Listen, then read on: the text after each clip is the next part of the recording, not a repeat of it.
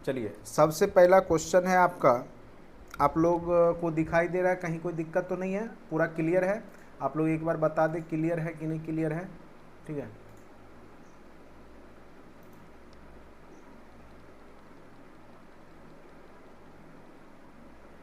Budget current affairs में पढ़ाएंगे, current affairs में बजट उजट सब पढ़ाएंगे, आपको टेंशन नहीं लीजिए। ठीक है, बजट बताया जाएगा आपको, बिहार स्पेसिफिक जो है उसमें आपको बिहार का बजट ही पूछेगा जनरली।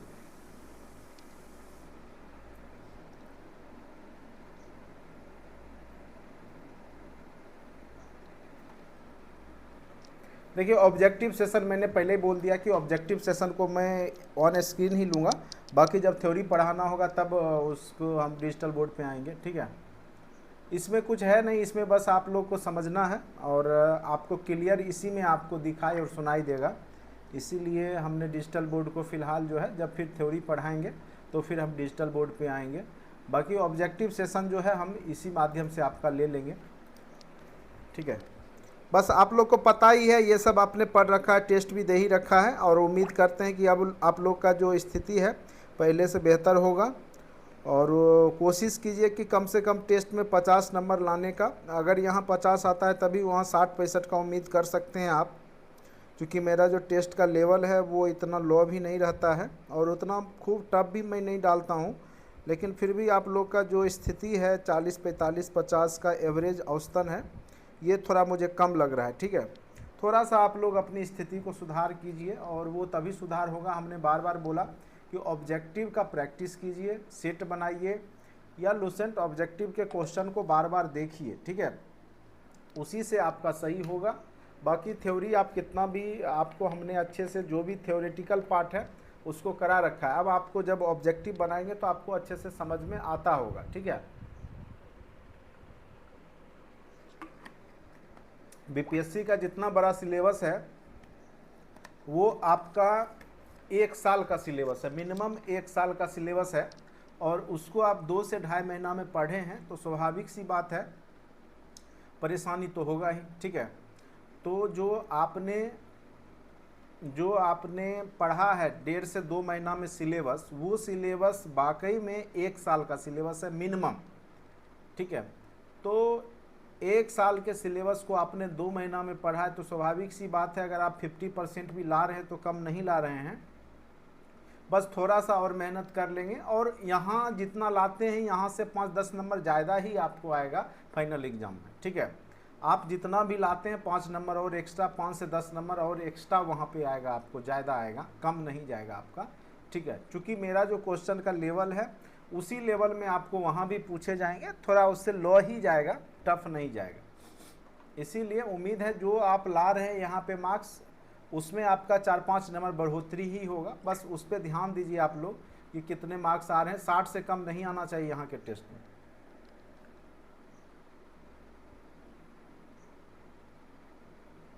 कोरोना कालर का कोई कुछ नहीं, क्वेश्चनर नहीं पूछेगा, वो सब घबराइए नहीं। जो भी करेंट अफेयर्स पूछे जाएंगे लास्ट 6 मंथ के मैक्सिमम रहते हैं। 2-4 क्वेश्चन आपका जो है पूरा 1 साल का रहता है, तो 6 महीना को खूब पढ़िए। ठीक है, कोरोना काल का पढ़ के अब क्या कीजिएगा। ठीक है, जो अभी का है वही पढ़ लीजिए, काफ़ी है। कोरोना कालर का क्वेश्चन नहीं पूछिएगा। ठीक है, वो गया जमाना। चलिए, सबसे पहले आते हैं क्वेश्चन पे। पारिस्थितिकी निम्नलिखित के बीच पारस्परिक संबंधों का अध्ययन है। तो आपको हमने बताया था ही, जीव और वातावरण के बीच का ही अध्ययन क्या कहलाता है, आपका पारिस्थितिकी कहलाता है। जीव और उसके चारों ओर जो आवरण है, वातावरण है, उसका जो पारस्परिक संबंध है, चूँकि कोई भी जीव उसके साथ, जो भी वातावरण है उसके साथ उसका संबंध होता है। क्योंकि अगर आपको समुद्र में जाके छोड़ दिया जाए तो आप जिंदा नहीं रह पाइएगा। ठीक है, तो आप चूंकि उसके पारिस्थितिकी तंत्र में नहीं आते हैं, आप नहीं रह सकते हैं। तो जो जीव है उसका अपना एक वातावरण है, अपना एक तंत्र है जिसमें वो विकसित होता है, तो उसी को बोलते पारिस्थितिकी बोलते हैं। ठीक है, तो जीव और उसके वातावरण के जो पारस्परिक संबंध हैं उसी को क्या कहा जाता है, आपका पारिस्थितिकी तंत्र कहा जाता है। तो जीव और वातावरण का ही आपका पारस्परिक संबंध का अध्ययन है। ठीक है, तो ऑप्शन नंबर इसका ए आंसर होगा। पारिस्थितिक तंत्र जो शब्दावली है सर्वप्रथम किसने प्रस्तुत किया था, तो टेंसले। ये सब डायरेक्ट याद रखिएगा आप लोग, टेंसले ने सर्वप्रथम इसको प्रस्तुत किया था।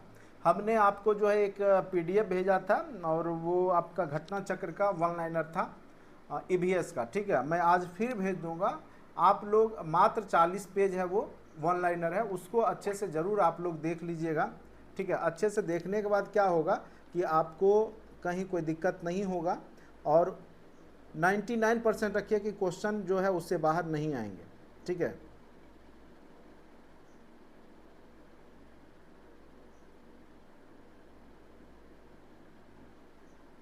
तो इसीलिए जो है उसको ज़रूर पढ़ लीजिएगा। आज मैं फिर भेज दूंगा। देखिए जो हमने नोट्स दिया वो तो पढ़ना ही है, साथ साथ बहुत सारे जो पहले से भी बहुत सारे जो भी मार्केट में अवेलेबल बुक हैं, नोट्स हैं, जो मुझे लगता है कि आप लोग के लिए महत्वपूर्ण है, उसको मैं आपको भेज देता हूं ग्रुप में, ठीक है। ज़्यादा नहीं भेजता हूं क्योंकि आप लोग फ्रस्ट्रेट हो जाते हैं, तुरंत में बोलने लगते हैं सर पुराना वाला छोड़ दे, नया वाला पढ़ें, ये वो। तो देखिए मैं आपको इसलिए भेज देता हूँ कि देखिए सब चैप्टर सब में महत्वपूर्ण नहीं रहता है, उतना अच्छे से नहीं रहता है, कुछ चैप्टर किसी में, कुछ चैप्टर किसी में रहता है, तो इसीलिए हम भेज देते हैं। बाकी कंप्यूटर साइंस के भी हमने भेज दिया था, इंपॉर्टेंट जो भी है वो आप लोग एक बार अच्छे से देख लीजिएगा 10+2 वाले, ठीक है। चलिए, निम्नलिखित में से कौन सा एक परितंत्र शब्द का सर्वोत्कृष्ट वर्णन है, ठीक है।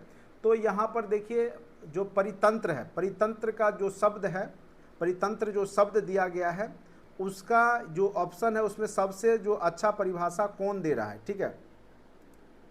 तो ऑप्शन नंबर देखिए, अब सारे जो भी ऑप्शन है उसको पढ़िए। एक दूसरे से अन्योन्य क्रिया करने वाले जीवों का समुदाय, तो जीव और अजीव दोनों मिलके बनता है, तो ये केवल नहीं होगा। पृथ्वी का वह भाग जो सजीव जीवों द्वारा बसता है, ये भी नहीं होगा। जीवों का समुदाय के साथ, तो जीवों का समुदाय के साथ ही पर्यावरण जिसमें वो रहते हैं, तो यही आपका क्या कहलाता है, परितंत्र कहलाता है। तो ये सबसे ज़्यादा यहाँ पे सही उत्तर होगा। पारिस्थितिकी जो तंत्र है वो दो घटक होते हैं, हमने शुरुआत में ही जब थ्योरी बताया था तो बताया था, जैविक और अजैविक मिलकर के ही पारिस्थितिक तंत्र का निर्माण होता है। जैविक मतलब जिसमें जीवन हो, पेड़ पौधा जीव जंतु ये सब हो गया जैविक। अजैविक जैसे वायु हो गया, जल हो गया, ठीक है, तो ये सब क्या हो गया आपका अजैविक हो गया। तो दोनों को मिलकर के पारिस्थितिकी तंत्र का निर्माण होता है, ठीक है। तो जैविक और अजैविक दो घटक होते हैं मेन रूप से। अब देखिए किस पारिस्थितिक तंत्र में ऊर्जा का प्रवाह के बारे में कौन सी श्रृंखला सही है, ठीक है। तो एक तो आपका उत्पादक होता है, दूसरा आपका उपभोक्ता होता है, तीसरा अपघटक होता है, ठीक है। तो उत्पादक, उपभोक्ता, अपघटक, ये आपका सीरीज सही है। जैसे मान के चलिए आप कोई भी पेड़ पौधा ये उत्पादन करता है, उपभोक्ता जैसे कोई भी जीव हो गया, हाँ मानव हो गया या शेर हो गया, बाघ हो गया या गाय हो गया, ये सब क्या है कि ये जो आपका जो पेड़ पौधा उत्पादन किया उसको उपभोग किया, मानव किया, फिर या कोई भी जीव किया, उसके बाद जो अगर मृत्यु हो गया अपघटक के रूप में, फिर उसको जो है उसका क्षय हुआ, डिकम्पोज हुआ, ठीक है, तो छोटे छोटे जीवाणु मिलकर के उसको खाए, तो वो अपघटक हो गया। तो ये उत्पादक, उपभोक्ता और अपघटक, ठीक है। तो तीनों मिलकर के ही ऊर्जा का प्रवाह होता है। और आपको पता होगा कि ऊर्जा प्रत्येक स्तर पे 10% जो है, जैसे अगर यहाँ 1000 उत्पादन होगा तो इसका 10% ही अगले सीरीज में जाएगा, फिर उसका 10% ही अगले सीरीज में जाता है, ठीक है। तो उत्पादक, उपभोक्ता, अपघटक, ये याद रखना है आपको। मृदा अपरदन रोका जा सकता है, यानी मिट्टी का कटाव। मिट्टी का कटाव आप कैसे रोक सकते हैं, तो वनस्पति उन्मूलन से बिल्कुल नहीं, अगर उन्मूलन कीजिएगा तब तो और मिट्टी का कटाव बढ़ जाएगा, ये गलत हो गया। वन रोपण, हाँ, अगर आप वन रोपते हैं, पेड़ पौधा लगाते हैं, तो उससे क्या होता है कि जो जल, इसका जो जड़ होता है, जड़ वो मिट्टी को पकड़ के रखता है, उससे क्या होगा, मृदा अपरदन को रोका जा सकता है। तो ये इसका एग्जैक्ट जवाब हो जाएगा, मृदा अपरदन को रोकने के लिए, ठीक है। आप लोग अपना बताते भी चलिए। वन रोपण द्वारा, किसके द्वारा, वन रोपण के द्वारा ही होगा। जब हम बकरी का मांस खाते हैं तब हम, अब देखिए जब आप बकरी का मांस खाते हैं तो स्वाभाविक सी बात है कि आप प्राथमिक उपभोक्ता तो हैं नहीं, ठीक है। तो उस स्थिति में आप क्या हो जाइएगा, द्वितीयक उपभोक्ता, यानी घास को बकरी ने खाया, ठीक है, बकरी ने किसको खाया, घास को, और फिर आप खा गए, तो ये प्रथम हो गया उपभोक्ता कौन, बकरी, और द्वितीय उपभोक्ता आप उस केस में क्या हो गए, मानव हो गया। लेकिन जब डायरेक्ट आप अनाज खाए तो उस समय प्रथम उपभोक्ता आप हो जाइए। लेकिन जब आप जो अनाज या जो घास खाता है जब उसको आप खाइएगा, उस स्थिति में वो क्या हो गया, द्वितीयक उपभोक्ता हो गया, ठीक है। तो जब हम बकरी का मांस खाते हैं तो उस स्थिति में आप कौन से जो है उपभोक्ता होते हैं, तो द्वितीय उपभोक्ता होते हैं। चूंकि प्रथम जो उपभोक्ता होगा वो डायरेक्ट जो है पेड़ पौधा पे आश्रित होगा, और द्वितीय जो होगा वो जो पेड़ पौधा को खाएगा उस पे आश्रित होगा। ठीक है, सौर ऊर्जा किससे प्राप्त होती है? तो स्वाभाविक सी बात है, सौर ऊर्जा सूर्य से ही प्राप्त होगी। सूर्य भी आपको ऊर्जा देता है, और पृथ्वी पे ऊर्जा का एक सर्वप्रमुख स्रोत जो है आपका सूर्य ही होता है। सूर्य के माध्यम से ही ऊर्जा आपको मिलती है। ठीक है, तो सौर ऊर्जा किससे प्राप्त होता है? तो आपको सूर्य से ही प्राप्त होगा। खास श्रृंखला से अभिप्राय क्या है? इसके द्वारा ऊर्जा अंतरण। ठीक है, तो एक जीव से दूसरे जीव में जो आपका ऊर्जा का स्थानांतरण होता है, जैसे पेड़ पौधा का ऊर्जा जब आप खाते हैं तो आपके अंदर आता है। जैसे टिड्डा है, टिड्डा घास खाया, फिर टिड्डे को मेढक ने खा गया। ठीक है, तो ये क्या हो गया? स्थानांतरण हो रहा है ऊर्जा की। फिर मेढक को जो है मोर खा गया, या सांप खा गया, मान के चलिए सांप को फिर मोर खा गया। तो इस स्थिति में सभी क्या हो गए? एक दूसरे पर आश्रित होते हैं और ऊर्जा का प्रवाह होता है। ठीक है, तो खाद्य श्रृंखला का तात्पर्य ही होता है एक जीव से दूसरे जीव में ऊर्जा का स्थानांतरण। ठीक है, हाइड्रोफाइट जो जलीय पौधे होते हैं, हाइड्रो मतलब ही होता है जल, फाइट मतलब जो जल में पौधे उगते हैं उसको क्या कहा जाएगा? हाइड्रोफाइट। ये अति महत्वपूर्ण है, VVI है। इस तरह के क्वेश्चन BPSC कई बार पूछ चुका है। ठीक है, तो हाइड्रोफाइट किसको कहा जाता है? कई बार बोलेगा, रेगिस्तान में उगने वाले, कई बार समुद्र में उगने वाले। तो जलीय जीव जो भी पौधे होते हैं वो हाइड्रोफाइट के अंतर्गत आते हैं। ठीक है, तो हाइड्रोफाइट यहाँ पे हो जाएगा। ठीक है, तो हाइड्रोफाइट क्या होता है? एक जलीय पौधे को जो है जल में होता है उसको हम हाइड्रोफाइट कहते हैं। निम्नलिखित में से कौन सा पौधा मरुद्भिद है? मरुद्भिद मतलब क्या? जो मरुस्थल में हो, जो मरुस्थल में हो उसको मरुद्भिद कहा जाता है। तो देखिए, सरसों तो आपके क्षेत्र में ही हो जाता है, अमरवेल। तो करील जो है वो मरुद्भिद है। जैसे आपका नागफनी हो गया, कैक्टस हो गया, करेल हो गया, कोई पौधा होगा उसका नाम है। ठीक है, तो मरुद्भिद है, तो मरुस्थल में ही होता है।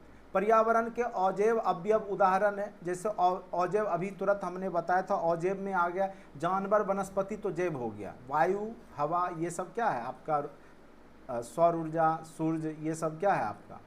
अजैव घटक हो गया।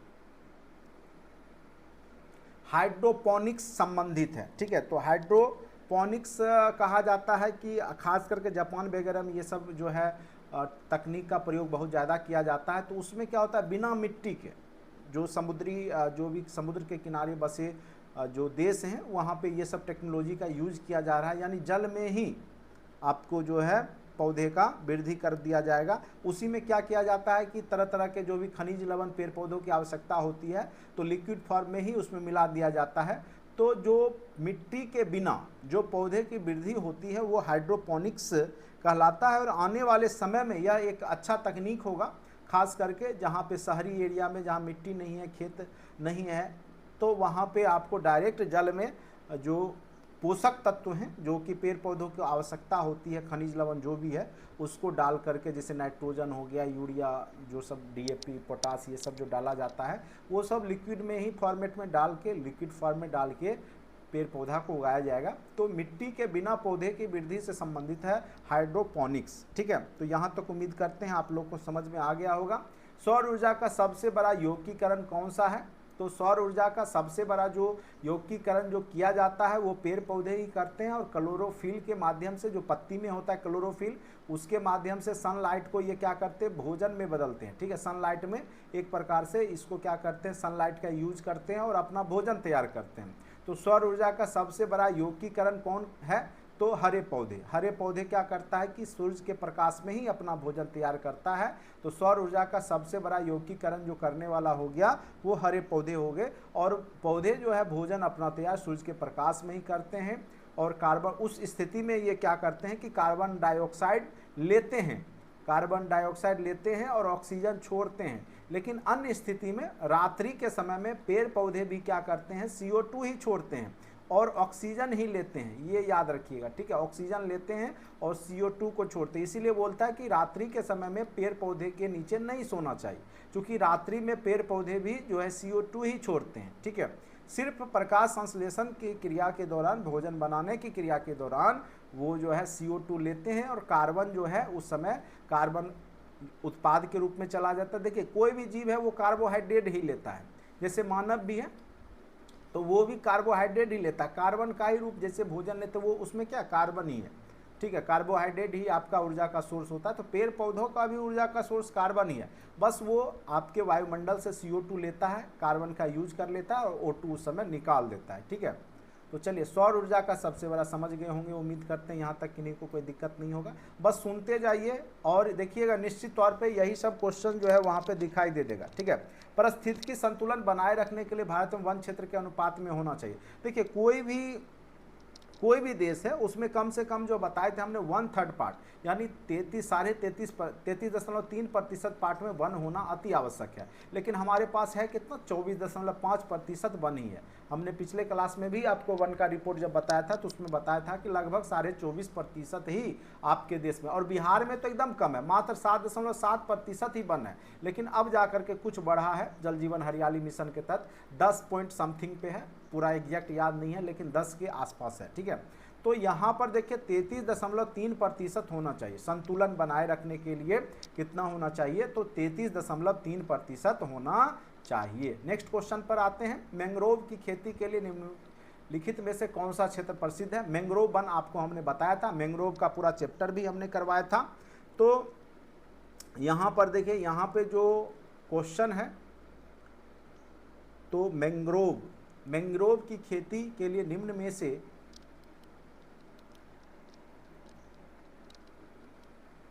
कौन सा क्षेत्र प्रसिद्ध। उड़ीसा का दंडकारण्य जंगल, बिल्कुल नहीं। दक्षिण 24 परगना सजन खोली जंगल, उत्तराखंड का ये भी नहीं है। अब देखिए ये जो हो सकता है, चूंकि देखिए जो आपका खास करके मैंग्रोव है हमने आपको बताया था, कुछ आपका कक्षकारण गुजरात में है और कुछ जो पार्ट है खास करके गंगा ब्रह्मपुत्र का जो डेल्टाई भाग है पश्चिम बंगाल में, वहाँ पे जो है मैंग्रोव वन पाए जाते हैं। तो इसका आंसर ऐसे इसमें दक्षिण 24 परगना दिया हुआ है, इसको देखना पड़ेगा कि ये आखिर है कहाँ पे, ठीक है। इसको रुकिए मैं देखता हूँ, दक्षिण 24 परगना सजने खाली जंगल,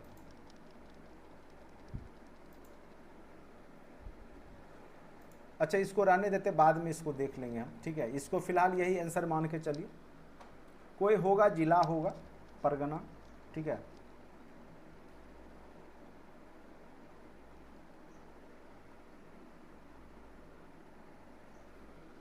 एपीफाइट्स बहुत अधिक विकसित होते हैं ऐसे पौधे जो अन्य पौधे पर निर्भर करते हैं। तो एपीफाइट्स बहुत अधिक विकसित होते हैं ऐसे पौधे होते हैं जो अन्य पौधों पर निर्भर करते हैं यांत्रिक मदद हेतु, ठीक है, और वो दूसरे पौधों पे ही अपना आगे विकास करते हैं, उसको पकड़ करके मतलब इसकी वृद्धि होती है, तो एपीफाइट्स कहलाते हैं, ठीक है। तो अन्य पौधों पर ही निर्भर करते हैं यांत्रिक मदद हेतु, ठीक है, वो मतलब एक सपोर्ट में ले करके वो आगे बढ़ते हैं दूसरे पौधे को। पादपालय एक सुविधा है जिसमें, ठीक है, पादपालय एक सुविधा है जिसमें, तो देखिए इसमें क्या होता है कि एक डायरेक्शन में कि किधर आपको नियंत्रित करके पेड़ पौधा को जो है बढ़ना वृद्धि किया जाता है। रोग रहित दशाओं में पादप नहीं, पादपों के लुप्त प्राय प्रजातियों को संरक्षित रखा जाता है, ये भी नहीं। नियंत्रित दशाओं में पादप का उगना संभव हो पाता है, हाँ। तो इसमें क्या होता है, कंट्रोल करके जो डायरेक्शन में आपको पादप को बढ़ाना है आगे उगाना है उसी डायरेक्शन में उगता है, तो ये पादपालय कहलाता है। निम्न में से कौन सा कृषि कार्य पर्यावरणीय दृष्टि से उपयुक्त है। कौन सा खेती जो है पर्यावरण के लिए उपयुक्त है। देखिए कार्बनिक खेती ये तो सही है, स्थानांतरित ये नुकसानदेह है, ठीक है। स्थानांतरित कृषि, उच्च पैदावार किस्मों का उत्पादन ये गलत है। कार्बनिक कृषि में क्या होता है कि मतलब जैविक कृषि हो गया एक प्रकार से, ठीक है, तो ये सबसे ज़्यादा उपयुक्त है यहाँ पर, ठीक है। तो निम्न में से कौन सी कृषि पर्यावरणीय दृष्टि से उपयुक्त है, ठीक है, तो यही इसका आंसर होगा कार्बनिक, ठीक है। तो इसमें जैविक कृषि के रूप में हम इसको देख सकते हैं। स्थानांतरित कृषि हो गया कि जगह बदल बदल के खेती करना, ठीक है, तो इससे हानि ही होता है। अधिकांश मरुस्थलीय पादप रात्रि के समय ही पुष्पित होते हैं, क्योंकि अब देखिए गर्मी इतना पड़ता है खास करके मरुस्थल में, ठीक है, और रात्रि को ही जो उसके कीट जो होते हैं वो सक्रिय होते हैं, ठीक है। तो चूंकि फूल भी खिलता है तो उसमें भी परागकण एक जगह से दूसरे जगह ले जाने वाला होना चाहिए। तो अधिकांश मरुस्थलीय पादप रात्रि के समय ही पुष्पित होते हैं, क्योंकि उनका पुष्पन निम्न ताप से नियंत्रित होता है। मरुस्थलीय कीट रात्रि के समय ही सक्रिय होते हैं। तो इसीलिए इसका मेन कारण क्या है कि जो मरुस्थल के जो कीट होते हैं छोटे छोटे, वो रात्रि में ही सक्रिय होते हैं, और उसी कारण से जो है अधिकांश मरुस्थलीय पादप जो होते हैं वो रात्रि में ही, ठीक है, खिलते हैं।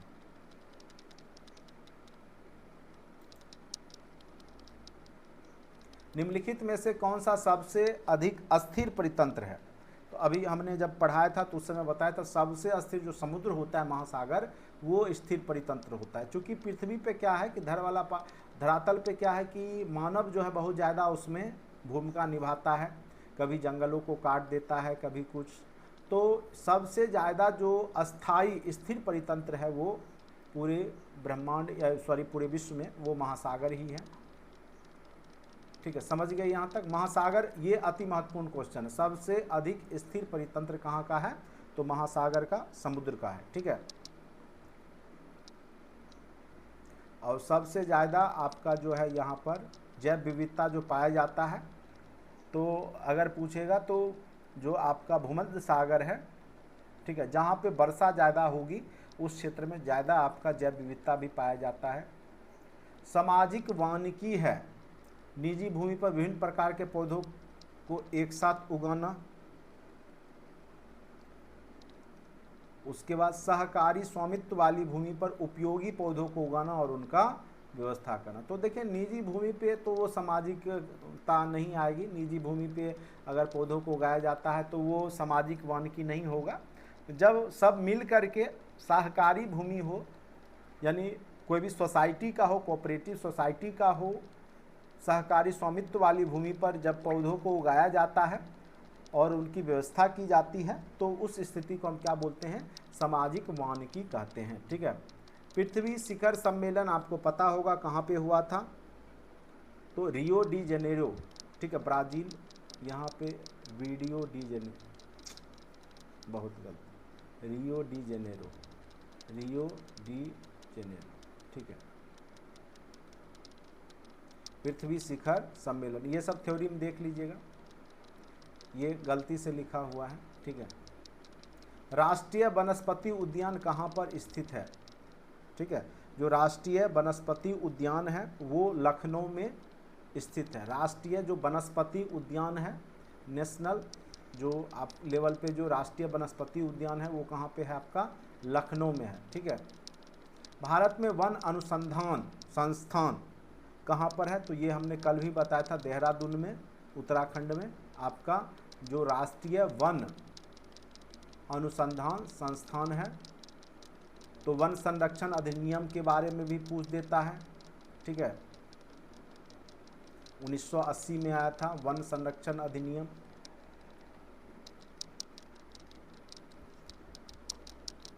पृथ्वी का विशालतम पारिस्थितिक तंत्र जो है, सबसे विशाल आप बताइए इसमें से स्थल मंडल, जल मंडल, जीव मंडल कौन सा होगा?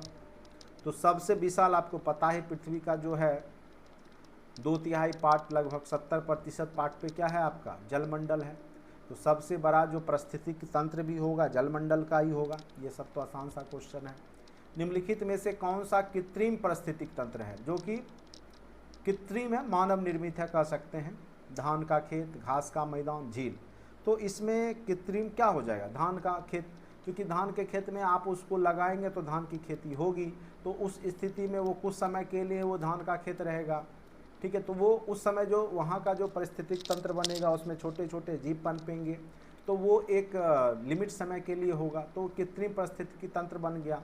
लेकिन घास का मैदान क्या होता है? एक विशाल, आपको बताया था कि घास के मैदान होते हैं, जैसे प्रेरी है, या फिर आपका बहुत सारा हमने डाउन्स बताया था, प्रेरी बताया था, पंपास बताया था। तो ये सब कृत्रिम नहीं है। झील भी आपका कृत्रिम नहीं है। तो धान का खेत क्या हो गया? एक प्रकार का कृत्रिम पारिस्थितिकी तंत्र हो गया। अब देखिए रेड डाटा बुक में किसका विवरण दिया जाता है, तो जो मतलब 50 वर्षों से दिखाई नहीं देते हैं, ये हमने आपको जब थ्योरी पढ़ाया था तो बताया था। तो खास करके उसमें संकटापन्न स्थिति में जो पेड़ पौधे हैं या जीव जंतु हैं, संकटापन्न पादप और जीव जंतु को इसमें रखा जाता है जो 50 वर्षों से दिखाई नहीं दे रहे हैं या बहुत ना के बराबर हैं, उनकी संख्या घटती जा रही है। इनमें से कौन सा जैव विविधता के लिए खतरा है? भंगुर परितंत्र जैसे मैंग्रोव और भूमि, प्राकृतिक आवास और वनस्पति का विनाश तथा झूम की खेती। देखिए झूम खेती क्या होता है कि ये सब सही नहीं है पर्यावरण के दृष्टिकोण से, मतलब जगह बदल बदल के जो खेती किया जाता है, ठीक है, खास करके पहाड़ी एरिया में, तो ये सब पर्यावरण के लिए खतरा है क्योंकि उस क्षेत्र का जो है ये जैव विविधता को नष्ट कर देता है, ठीक है। तो सबसे ज़्यादा इसमें ये होगा, क्या पूछा इनमें से कौन सा, हाँ, कौन सा जैव विविधता के लिए खतरा है? तो झूम की खेती खतरा है। वनस्पति का विनाश कर दीजिएगा तो देखिए पेड़ पौधे क्यों ख़त्म हो रहे हैं, चिड़ियाँ सब बहुत घट रही है, क्यों? क्योंकि मानव ने क्या किया कि जो पेड़ पौधे हैं उसको काटा, जो उनके घोंसला था, जो जहाँ पे वो निवास करते थे वो उनका उजड़ गया, तो जो आवास है वही उजड़ जाएगा, तो स्वाभाविक सी बात है कि वो जीव वहाँ पे नहीं पाए जाएंगे। तो ये प्राकृतिक आवास जो है अगर हम उसका नष्ट कर देते हैं, ठीक है, बहुत सारे हमने क्या किया, फर्टिलाइज़र केमिकल का प्रयोग किया, बहुत सारी पक्षियाँ जो मर गई, जैसे खेत खलिहानों के अनाज को खाती थी, हमने कीटनाशक का प्रयोग किया, तो उससे भी धीरे धीरे जो है पक्षियों की संख्या घट गई। क्योंकि सभी जीव एक दूसरे पर आश्रित होते हैं, तो स्वाभाविक सी बात है उन पे जो डिपेंडेंट जीव होंगे वो फिर ख़त्म हो जाएंगे, ठीक है। तो ये स्थिति रहती है। तो इनमें से कौन जैव विविधता के लिए खतरा है? तो झूम की खेती, वनस्पति का विनाश और प्राकृतिक आवास, ये सब का जब आप विनाश करते हैं तो स्वाभाविक है जैव विविधता जो बायोडाइवर्सिटी है, तरह तरह के जो जीव रहते हैं पृथ्वी पे, वो समाप्त हो जाएंगे, ठीक है। भारत में पारिस्थितिक असंतुलन का कौन सा प्रमुख कारण है?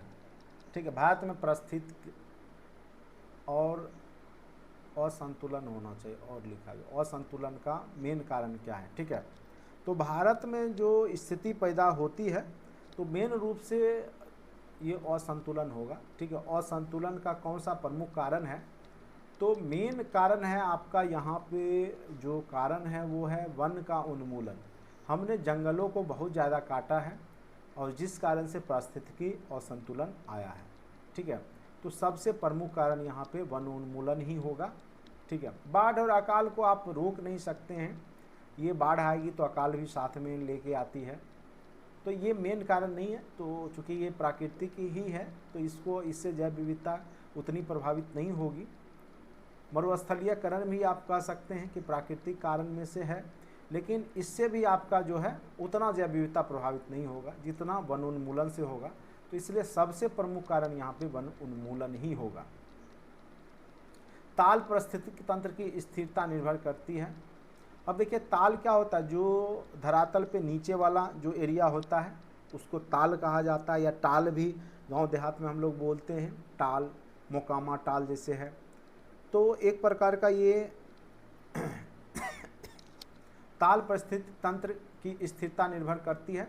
तो स्वाभाविक है कि वहाँ पे जो उत्पादक है और उपभोक्ता है उस पर डिपेंड करेगा, ठीक है। तो जो ताल क्षेत्र है उसकी जो पारिस्थितिकी तंत्र की निर्भरता क्या करेगा, उत्पादक और उपभोक्ता पर निर्भर करता है, ठीक है।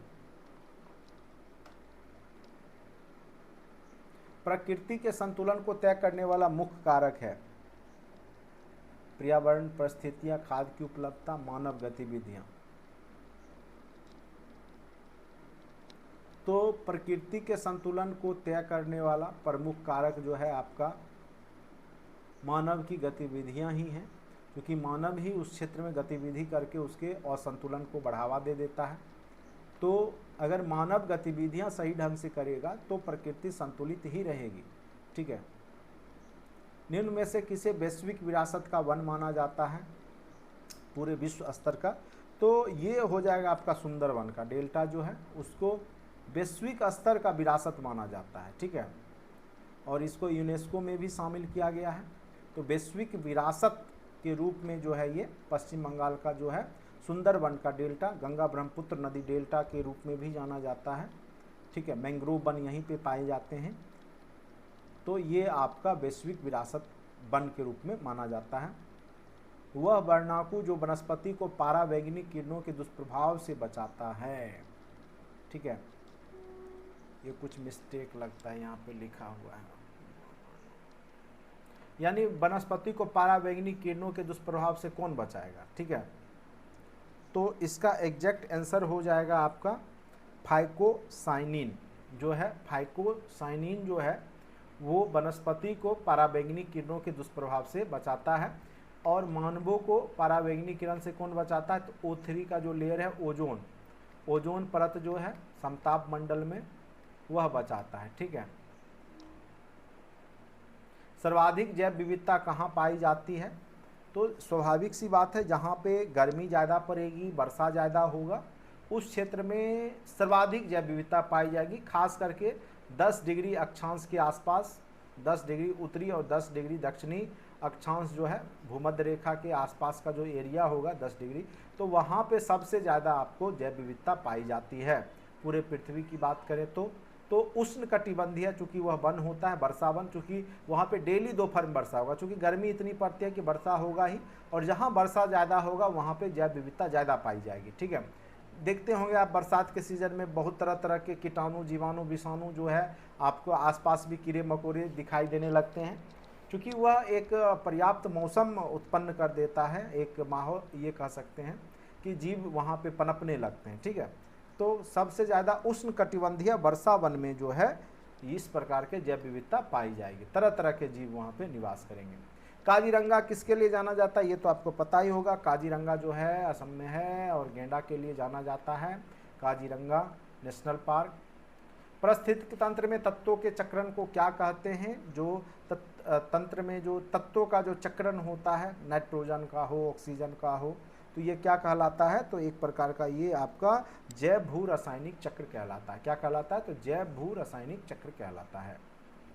चिपको आंदोलन मूल रूप से किसके विरुद्ध था, तो आपको पता ही होगा, सुंदरलाल बहुगुणा के द्वारा किया गया था चिपको आंदोलन। और उसमें मेन रूप से क्या था कि जो वन कटाई है, जब वन काटने जाते थे तो लोग क्या करते थे, वनों को पकड़ करके चिपक जाते थे, इसीलिए इसका नाम ही रखा गया चिपको आंदोलन। ठीक है, तो वन कटाई से संबंधित है चिपको आंदोलन।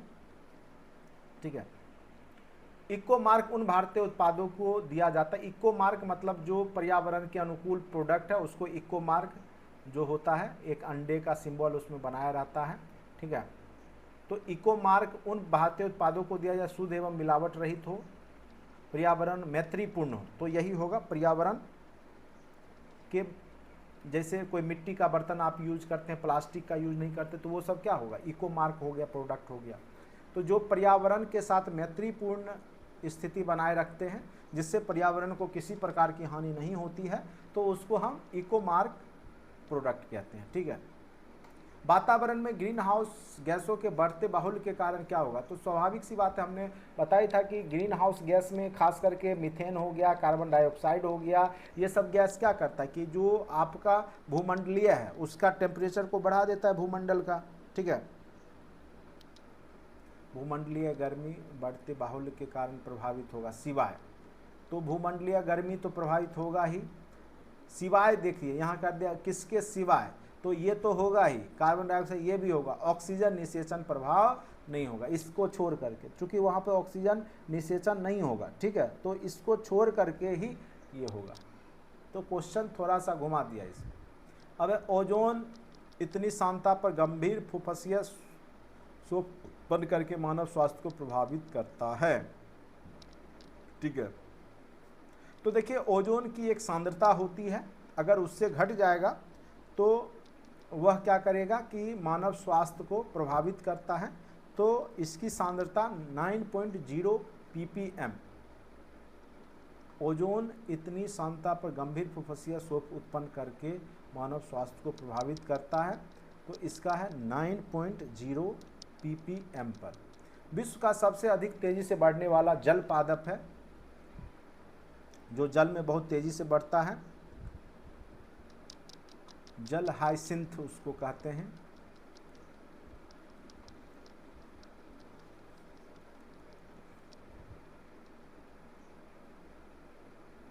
एक सेकंड रुक जाइए, इसको थोड़ा सा, मुझे लग रहा है कहीं कुछ मिस्टेक तो नहीं है।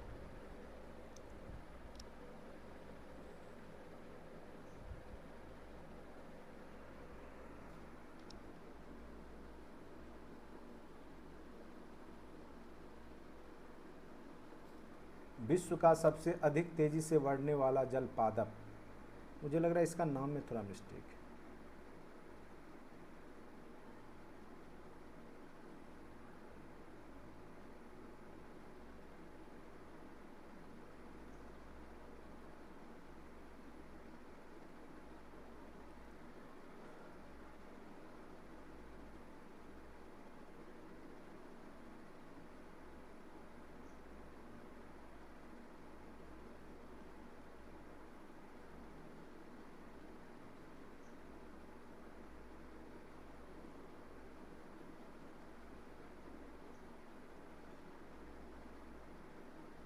सही है, जल हयासिंथ ही लिखा हुआ है,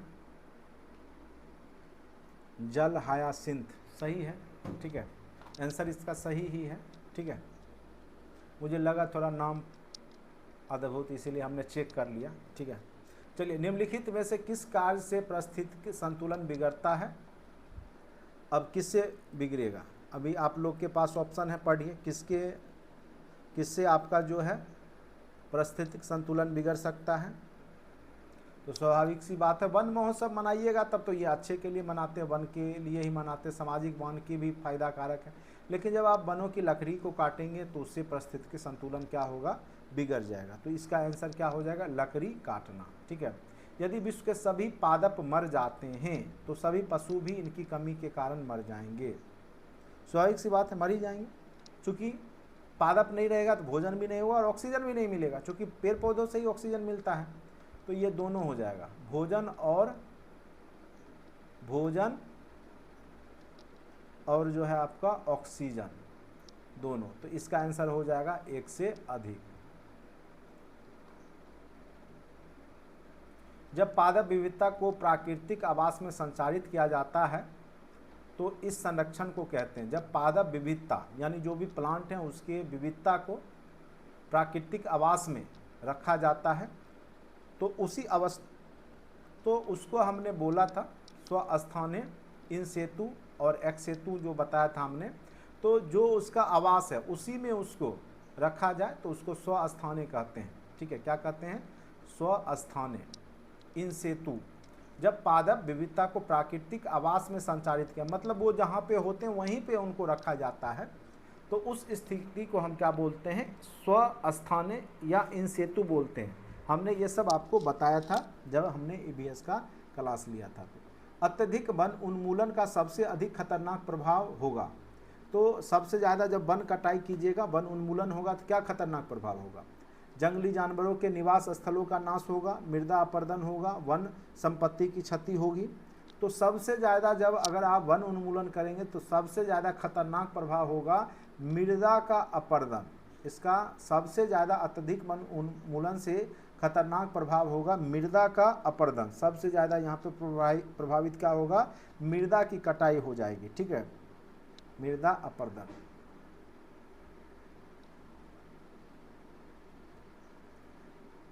चारण आहार श्रृंखला के आधार तल में जीव होते हैं।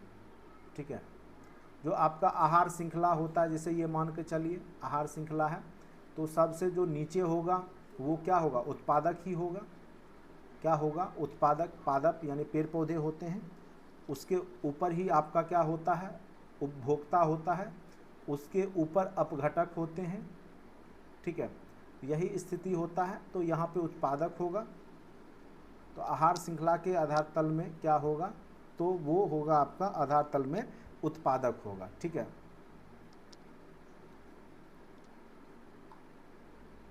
पर्यावरणीय आयोजन के साथ मूलतः संबंधित संगठन है, तो ये है आपका नीरी। ठीक है, देख लीजिएगा फुल फॉर्म इसका। भारत में धारणीय विकास के दृष्टिकोण से विद्युत उत्पादन का सबसे अच्छा सोर्स। तो आप देखिएगा जो भारत में जो है वो, अब देखिए धारणीय विकास क्या? सस्टेनेबल डेवलपमेंट, यानी प्रकृति को साथ लेकर के चलने में, जिससे हानि नहीं हो, कोई सोर्स की कमी नहीं हो और आने वाला जो पीढ़ी है आपका, भविष्य का जो पीढ़ी है, उसको भी उससे नुकसान नहीं हो।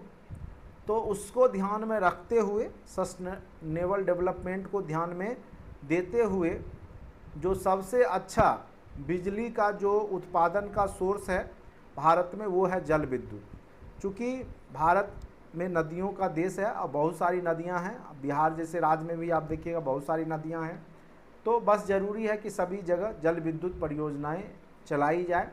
तो ये क्या होगा, सस्टेनेबल डेवलपमेंट के साथ साथ आपका जो धारणीय विकास है आने वाली पीढ़ी को भी रखते हुए, यह सबसे उत्तम होगा। ठीक है, तो जल विद्युत, चूँकि कोयला से आप, एक तो कोयला ख़त्म होने का चीज़ है और नवीकरणीय है, और उसके साथ साथ प्रदूषण ये उत्पन्न करता है कार्बन। खनिज तेल और गैस का भी वही स्थिति है। धारणीय विकास जिनके उपयोग के संदर्भ में अंतर पीढ़ीगत संवेदनशीलता का विषय, वही चीज़ है।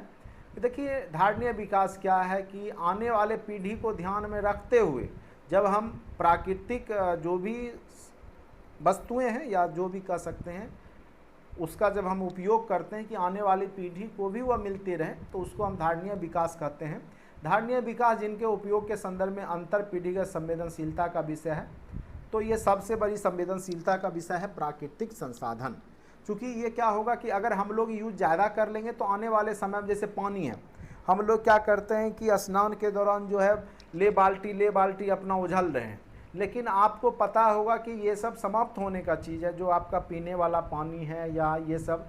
तो आने वाले समय में क्या होगा कि जब पानी की किल्लत हो जाएगी, दिक्कत हो जाएगी, ठीक है, तो वो एक प्रकार से आने वाले पीढ़ी का संवेदनशीलता का विषय हो जाएगा। ठीक है, तो जो प्राकृतिक संसाधन है उसको उस ढंग से उपयोग करना है कि वो जितना ज़्यादा से ज़्यादा दिन तक चले। जैसे हम पेट्रोल को यूज करके ख़त्म कर लें, पृथ्वी के कोयला को निकाल के ख़त्म कर लें, फिर आने वाली पीढ़ी कैसे ऊर्जा का सोर्स बनाएगी। ठीक है, तो ये सबसे बड़ी बात है। तो प्राकृतिक संसाधन जो है आपका, ठीक है, वो सबसे बड़ा यहाँ पीढ़ी का संवेदनशीलता का विषय है कि अगर हम इसको ज़्यादा यूज कर लेंगे तो आने वाले समय में कठिनाइयाँ महसूस होगी।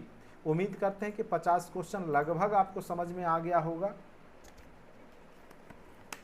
क्या आप लोग को समझ में आ रहा है ये जो भी हमने बताया अभी?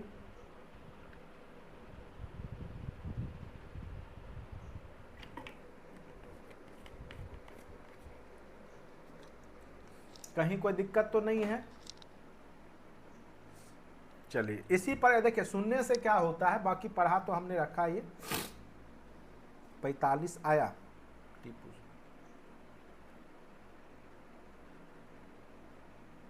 आप लोगों ने टेस्ट भी दे दिया, 45 आया मेरा।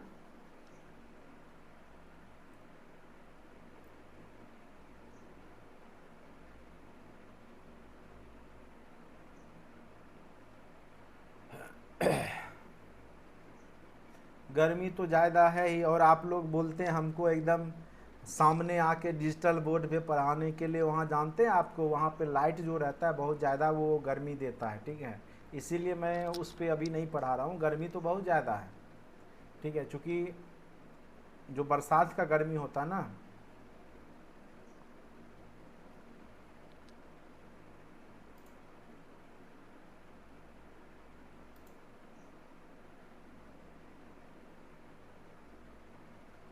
सर ये लोग नंबर काउंट कर रहे हैं, क्या चीज़ का नंबर काउंट कर रहे हैं? अच्छा, कितने लोग अभी क्लास कर रहे, क्या काउंट कर रहे हैं नंबर? 45 40 क्या लिखे आप लोग? अरे भाई, प्रॉफिट एंड लॉस पार्ट 2 बचा है, जितना पढ़ाएं उतना ही आप लोग रिवीजन कीजिए ना, ज़्यादा टफ नहीं पूछेगा। ठीक है, जितना पढ़ा दिए सफिशियंट है। कितना पढ़ाएं आपको बताइए?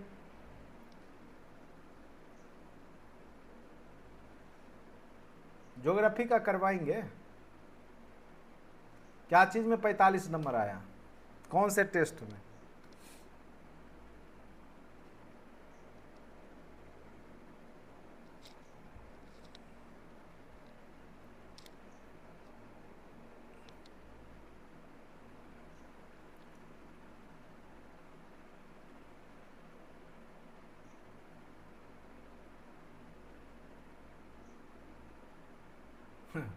अच्छा, अभी हम पूछ रहे उसमें 45 नंबर आया, बहुत अच्छा।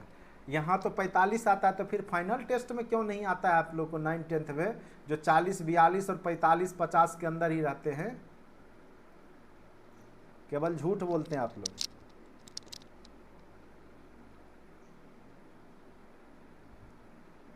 वहाँ लेके आइए ना, एक लोग का देखे 101 नंबर आया है बस, बाकी लोग तो 50, 60, 55 नंबर पे रहते हैं। अभी रिजल्ट भेजे, देखिए कितना नंबर आया है आप लोग का। ईमानदारी से देते हैं, बहुत लोग तो देखते हैं आधे घंटे में ही सबमिट मार लेते हैं। जानिए आप लोग, आपका अपना भविष्य है, देखिए जैसे करना है कीजिए। हमने जो बोला था 15 टेस्ट, हम 15 टेस्ट आपका करवाएंगे। जो बोला है हमने, कोशिश हमने किया है।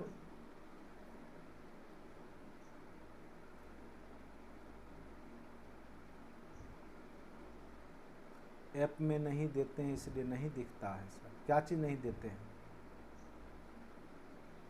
चलिए आप लोग के चक्कर में रहेंगे, सब ऐप में डाला हुआ है, लेकिन आप लोग को मिलेगा तब तो, खोजने आएगा तब तो। आप लोग तो कंटेंट में जाके खोलते ही नहीं हैं।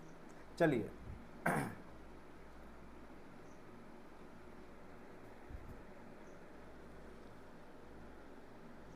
चलिए बताइए क्या होगा, इसका आंसर क्या होगा बताइए। क्वेश्चन नंबर 51 का आंसर क्या होगा? दो भिन्न समुदायों के बीच का संक्रांति क्षेत्र कहलाता है। तो भिन्न समुदाय के बीच में जो आपस में लड़ाई हो जाता है, ठीक है, तो वो इकोटोन कहलाता है। क्या कहलाता है? इकोटोन।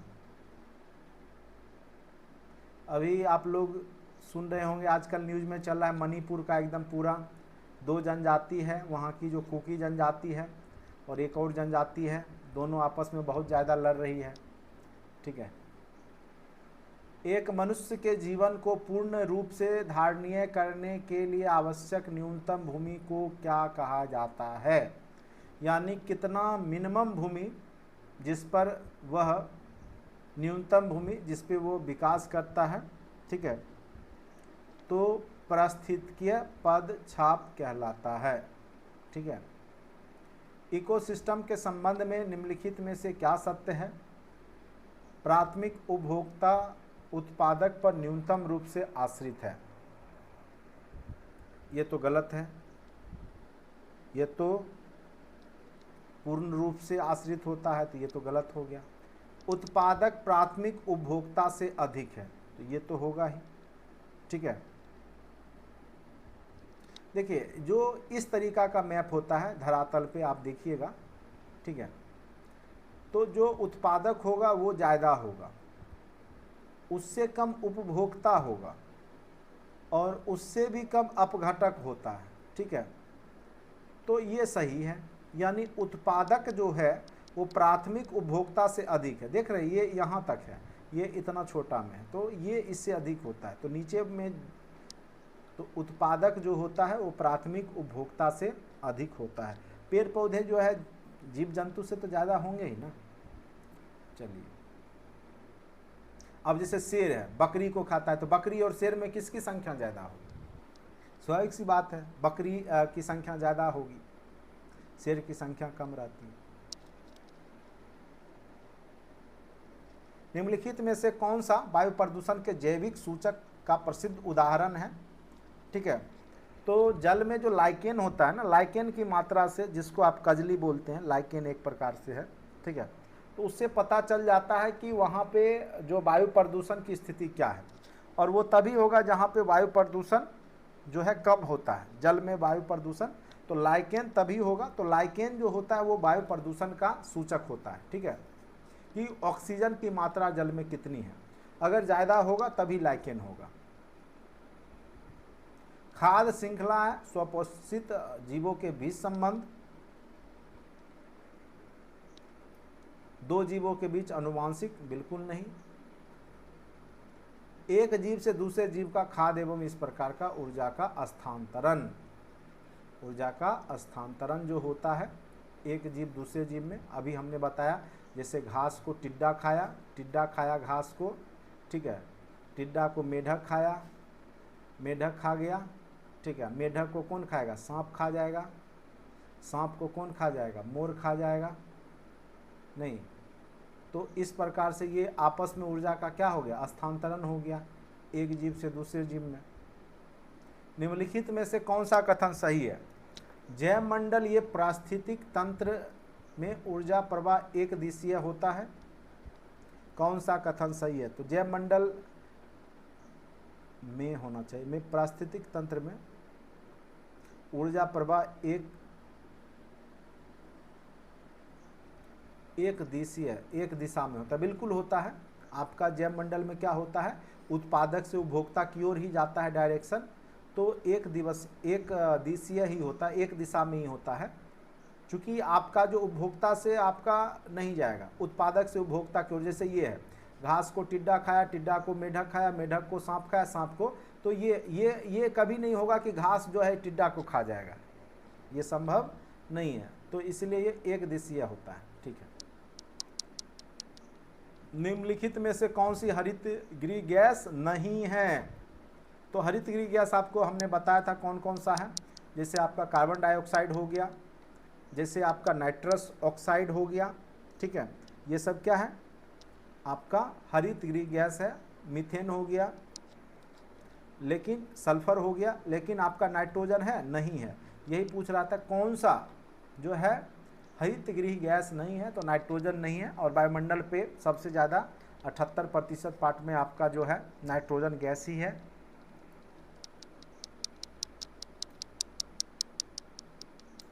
अब देखिए, निम्नलिखित में कौन सा एक ओजोन अपक्षय करने वाले पदार्थों का प्रयोग पर नियंत्रण करने के लिए चरणबद्ध रूप से प्रयोग बाह्य करने, फेजिंग आउट के मुद्दे से संबंध है?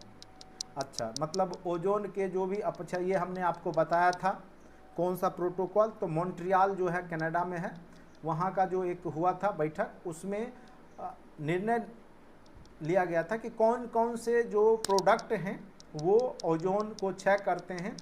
ठीक है, तो वो यहीं पे था, मॉन्ट्रियल प्रोटोकॉल। ठीक है। सूर्य के प्रकाश से पराबैंगनी विकिरण अभिक्रिया निम्न में से क्या पैदा करता है? अब बताइए, सूर्य के प्रकाश से पराबैंगनी विकिरण अभिक्रिया, तो क्या निम्न में से क्या पैदा करता है? तो कार्बन मोनोऑक्साइड नहीं, सल्फर डाइऑक्साइड नहीं, ओजोन। क्या करता है? ओजोन। सूर्य के प्रकाश से पराबैंगनी विकिरण अभिक्रिया निम्न में से, तो ओजोन से यह पराबैंगनी जो होता है, सूर्य के प्रकाश से विकिरण की अभिक्रिया जो होता है, ठीक है, पराबैंगनी को रोकने का काम ओजोन करता है। निम्न में से किसमें ओजोन सर्वाधिक सांद्रता मिलती है? तो समताप मंडल, जिसको इंग्लिश में स्ट्रेटोस्फेयर भी कहा जाता है। ट्रोपोस्फेयर मतलब हो गया क्षोभ मंडल, तो क्षोभ मंडल में तो वर्षा वर्षा होता है, बादल बनने वाला घटना होता है, लेकिन समताप मंडल में ही आपका जो है एरोप्लेन वगैरह, और इसी में आपका क्या है, ओजोन भी है, O3 गैस का लेयर। तो स्ट्रेटोस्फेयर इसको बोला जाता है इंग्लिश में, तो कई बार इंग्लिश ही पूछ देता है। अंटार्कटिक क्षेत्र में ओजोन छिद्र का बनना चिंता का विषय है। इस क्षेत्र के बनने का संभावित कारण क्या है? अब देखिए, अंटार्कटिका क्षेत्र में जो है छिद्र बन गया ओजोन का, वहाँ पे जो लेयर है वो पतला हो गया या छिद्र बन गया, उसका क्या कारण है? मेन कारण क्या है? तो इसका मेन कारण क्या हो सकता है? ऑप्शन देखिए, विशिष्ट क्षोभ मंडलीय विक्षोभ की उपस्थिति तथा क्लोरोफिल का अंतर्वाह, ये तो है ही, लेकिन ध्रुवीय क्षेत्र में ही क्यों?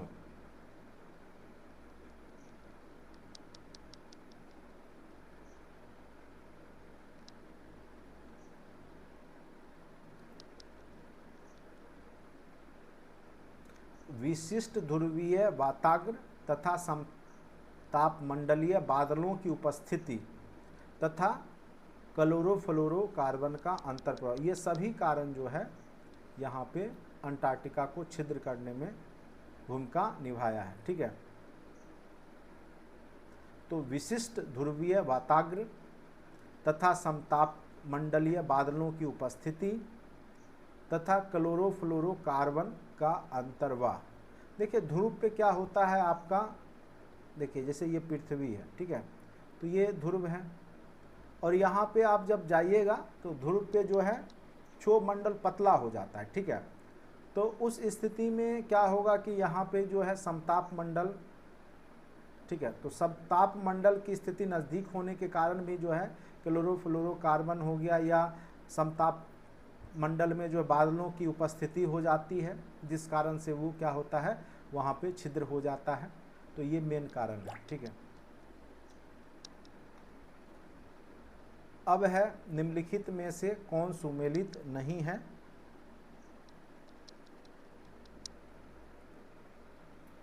रेनेटिंग, पनीर, गोल्डन चावल, विटामिन ए, ओजोन परत, ये तो बिल्कुल संबंधित नहीं है। ओजोन परत कहाँ रहता है, स्ट्रेटोस्फेयर में रहता है, तो ये तो बिल्कुल नहीं होगा, इसीलिए ये सुमेलित नहीं है, ठीक है। ओजोन परत अवस्थित है, अभी तुरंत हमने बोला, स्ट्रेटोस्फेयर यानी समताप मंडल में। O3 गैस भी इसको कहते हैं।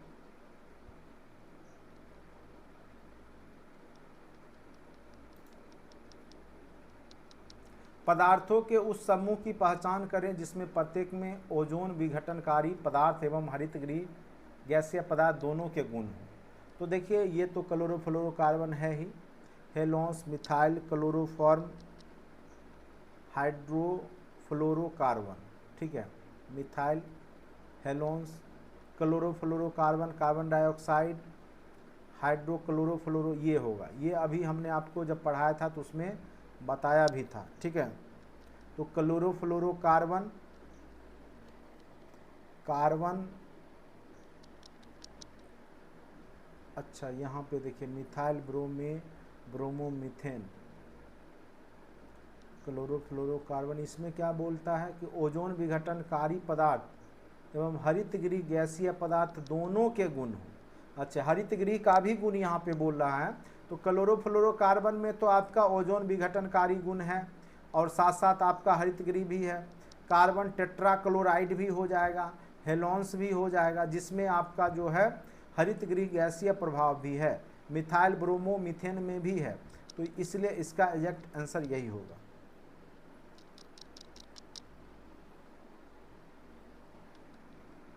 वैज्ञानिकों की टीमों में किसने सर्वप्रथम अंटार्कटिका के ऊपर ओजोन छिद्र का पता लगाया था? तो ब्रिटेन की टीम ने यह पता लगाया था कि आपके जो ओजोन पर छिद्र है अंटार्कटिका। निम्नलिखित में से किस के संदर्भ में कुछ वैज्ञानिक पच्छाद, मेघ विरलन तकनीक और समताप मंडल में सल्फेट वायु विलय अतः क्षेपण के उपयोग का सुझाव देते हैं? कुछ क्षेत्रों में कृत्रिम वर्षा कराने के लिए, भूमंडलीय तापन को कम करने के लिए। तो ये हो जाएगा भूमंडलीय तापन को कम करने के लिए। निम्नलिखित कथनों में से कौन सा कार्बन निषेचन कार्बन फर्टिलाइजेशन को सर्वोत्तम वर्णित करता है?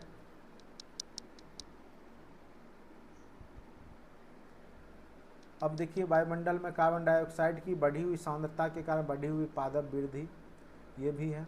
वायुमंडल में कार्बन डाइऑक्साइड बढ़ी हुई सांद्रता के पृथ्वी का बढ़ा हुआ तापमान। तो कार्बन फर्टिलाइजेशन शब्द का है। तो फर्टिलाइजेशन मतलब वृद्धि। अगर कार्बन की मात्रा बढ़ेगी तो पेड़ पौधे का भी जो है यहाँ पर विकास ज़्यादा होगा। तो वायुमंडल में कार्बन डाइऑक्साइड की बढ़ी हुई सांद्रता के कारण बढ़ी हुई पादप वृद्धि जो है कार्बन फर्टिलाइजेशन का सर्वोत्तम उदाहरण होगा, ठीक है। ये सब नहीं, ये अम्लता जो है कार्बन डाइऑक्साइड से नहीं बढ़ता है, बल्कि पृथ्वी मिट्टी से ही उसका अम्लता बढ़ता है। तो इसका एग्जैक्ट आंसर होगा कार्बन फर्टिलाइजेशन का मतलब है कि जब आपका कार्बन डाइऑक्साइड की सांद्रता बढ़ेगी तो पादप की वृद्धि ज़्यादा होगी, ठीक है।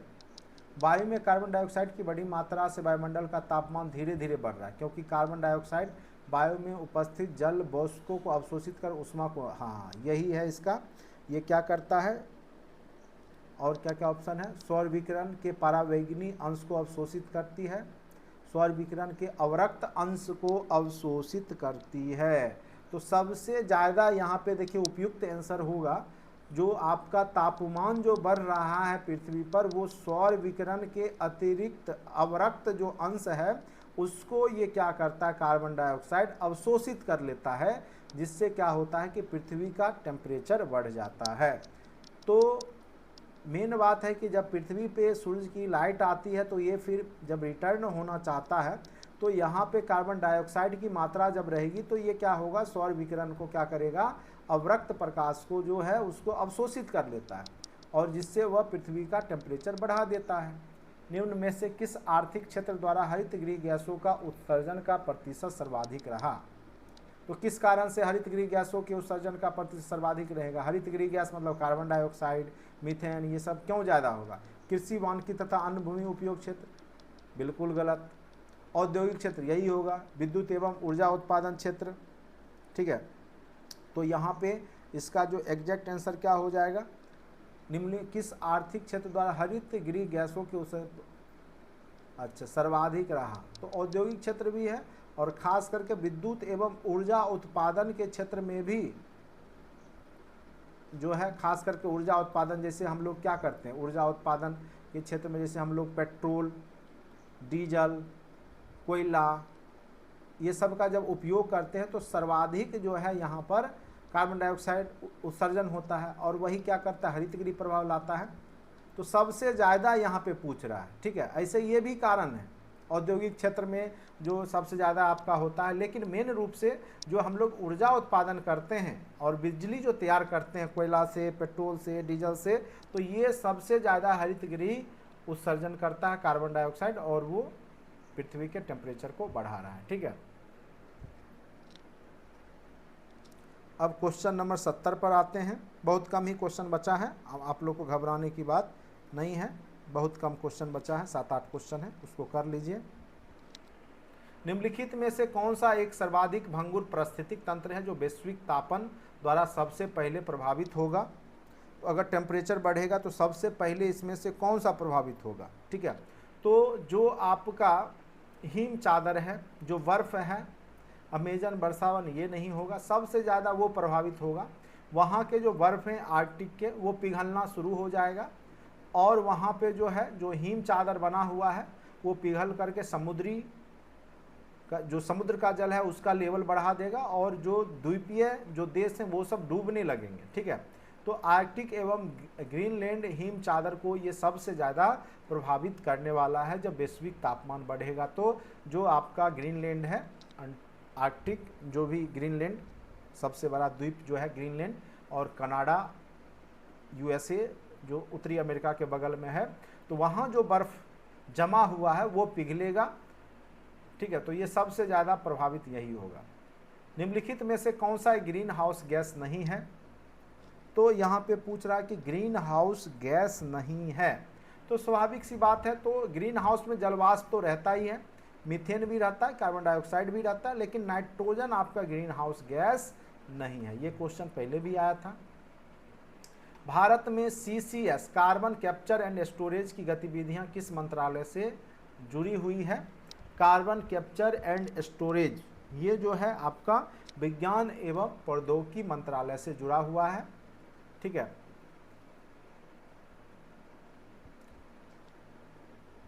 प्रकाश संश्लेषण की क्रिया द्वारा वातावरण के कार्बन डाइऑक्साइड जो कार्बन निकलकर पौधों एवं मिट्टी में संग्रहित हो जाता है वह क्या कहलाता है? तो वो कहलाता है आपका ग्रीन कार्बन। क्या कहलाता है वो? ग्रीन कार्बन, ठीक है। यानी चूंकि पेड़ पौधे भी भोजन के लिए कार्बन डाइऑक्साइड से ही अपना भोजन तैयार करते हैं, तो जो वायुमंडल से कार्बन डाइऑक्साइड लेते हैं वो कार्बन पेड़ पौधों में जमा हो जाता है, मिट्टी में जमा हो जाता है, वो ग्रीन कार्बन कहलाता है, ठीक है।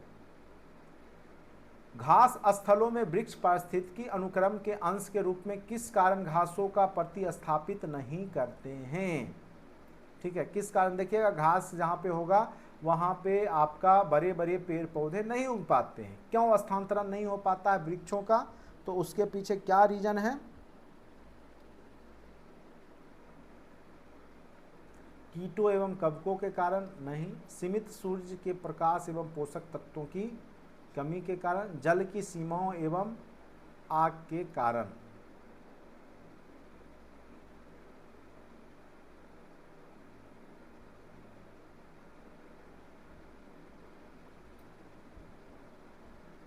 जल की सीमाओं एवं आग के कारण, सीमित सूर्य के प्रकाश एवं पोषक तत्व की कमी के कारण।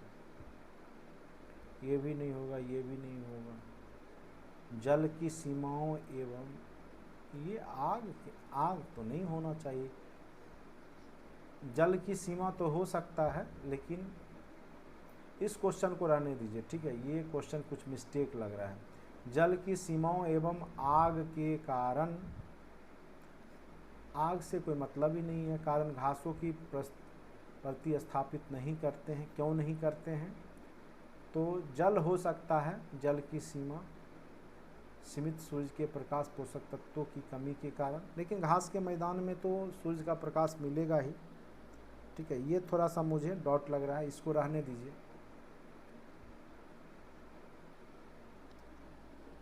अभी ये तो अभी तुरंत हमने ऊपर में किया ही था। दो भिन्न समुदाय के बीच संक्रांति इकोटोन कहलाता है। यदि उष्णकटिबंधीय वर्षावन काट दिए जाएं और वह उष्णकटिबंधीय पर्णपाती वनों की तुलना में शीघ्र पुनर्योजित नहीं हो पाते हैं, इसका कारण क्या है? तो उष्णकटिबंधीय वर्षावन की मृदा में पोषक तत्वों का अभाव होता है। उसके बाद जो है उष्णकटिबंधीय वर्षावनों में वृक्षों के प्रवृत्तियों की जीवन क्षमता दुर्बल होती है। उष्णकटिबंधीय वर्षावन की प्रजातियां धीमी गति से, तो उष्णकटिबंधीय वर्षावन काट दिए जाए, उष्णकटिबंधीय वर्षावन काट दिए जाएं और उष्णकटिबंधीय पर्णपाती वनों की तुलना में शीघ्र पुनर्योजित नहीं होते हैं, तो मेन कारण उसका है कि वहाँ के मृदा में जो है पोषक तत्वों का अभाव होता है, ठीक है। पोषक तत्वों की कमी होती है, ये इसका प्रमुख कारण है। निम्नलिखित में से किसमें प्रजातीय विविधता अत्यधिक पाई जाएगी? तो हमने शुरुआत में ही बोला था, सबसे ज़्यादा जो उष्णकटिबंधीय वर्षावन होते हैं, खास करके जो भूमध्य रेखा के आसपास का जो 10 डिग्री उत्तरी और दक्षिणी अक्षांश के बीच में जो है वो सबसे ज़्यादा पाया जाता है। तो उष्णकटिबंधीय वर्षावन में सबसे ज़्यादा जैव विविधता पाई जाती है। निम्नलिखित में से कौन सी प्रजाति पारिस्थितिकीय तंत्र की हानि से तुरंत प्रभावित होगी? तो जो अब जैसे मान के चलिए कोई शेर है, तो शेर का एक निश्चित, जैसे गुजरात में गिर है, वहाँ पे शेर पाया जाता है, तो अगर वहाँ पे शेर खत्म हुआ या वहाँ की जो पारिस्थितिकी तंत्र हानि पहुँचता, तो सबसे पहले वहाँ का जो संकेतक जीव है जो वहाँ पाया जाता है वही वहाँ पे समाप्त हो जाता है। तो संकेतक प्रजाति, निम्नलिखित में से कौन सी प्रजाति पारिस्थितिकीय तंत्र की हानि से तुरंत प्रभावित होगा? तो जो वहाँ का जोग्राफिकल इंडिकेशन जो जीव का है, जैसे कक्ष कारण है गधा, वहाँ पे है, ठीक है, तो जंगली गधा पाया जाता है, वो अन्य क्षेत्र में नहीं मिलता है। अगर वहाँ पे पारिस्थितिकी तंत्र प्रभावित होगी तो सबसे पहले वहाँ पे जंगली गधा ही समाप्त हो जाएगा, ठीक है। तो इस प्रकार से 78 क्वेश्चन जो था आपका ईवीएस से जुड़ा हुआ क्वेश्चन था, जिसको हमने आपको 1 बाय 1 करके समझा दिया, ठीक है। तो इसी तरह के क्वेश्चन कोई ना कोई क्वेश्चन आपको दिखाई देगा एग्जाम में, खास करके ओजोन को लेकर के, हरित गृह प्रभाव को लेकर के, फिर इकोलॉजी पारिस्थितिकी तंत्र जो हमने बताया था, बायोडाइवर्सिटी जैव विविधता को लेकर के। तो निश्चित तौर पे आपके ईवीएस में यहाँ से क्वेश्चन पूछे ही जाएंगे और फिर नेक्स्ट दिन हम लोग ऑब्जेक्टिव करेंगे, लगभग 250-300 ऑब्जेक्टिव हर एक सब्जेक्ट का हम लोग कर लेंगे, जिससे कि एग्ज़ाम में कहीं कोई दिक्कत नहीं होगा, ठीक है। बाकी आप लोग भी जो है बने रहिए और देखते रहिए, और इससे क्या होता है कि जो ईवीएस के क्वेश्चन हैं जो अभी तक आप लोग के नज़र में नहीं आया, तो वो सब आ जाएगा, तो एग्ज़ाम में आपको थोड़ा सहूलियत होगा, आसानी से बना लीजिएगा। तो ये सब टॉपिक एकदम ईवीएस में महत्वपूर्ण है, ठीक है, जो ओजोन है, चाहे पारिस्थितिकी तंत्र है, ठीक है। तो चलिए, कौन सा क्वेश्चन रह गया भाई, देख लेते हैं। मुझे तो लगा ख़त्म हो गया, 78 क्वेश्चन ही थे ना, 79 क्वेश्चन।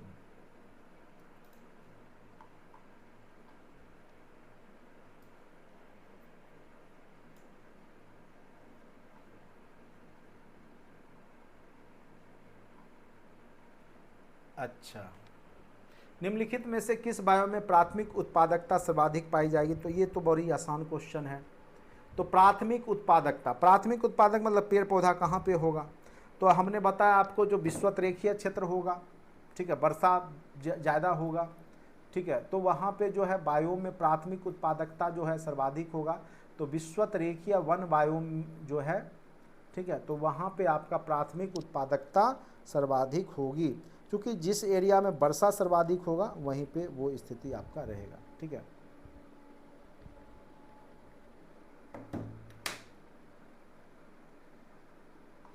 हो गया। आपको हमने पीडीएफ भी भेज दिया है, आप लोग अपना देख लीजिएगा पीडीएफ एक बार अच्छे से, और लिंक भी हमने ईवीएस में डाल दिया है इस टेस्ट का, उसको भी आप लोग सेट एक बार। कोई बात नहीं है, 10-5 क्वेश्चन रिपीट होगा तो तभी तो याद रहेगा ना आपको।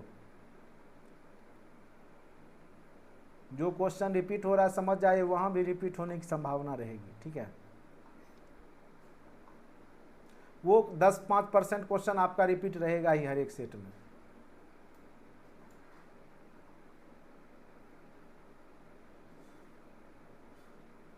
घटना चक्र करेंट अफेयर्स में होता है क्या? हाँ, घटना चक्र का सब कुछ आता है, देख लीजिए घटना चक्र देख लीजिएगा, अपना मार्केट में होगा। चलिए।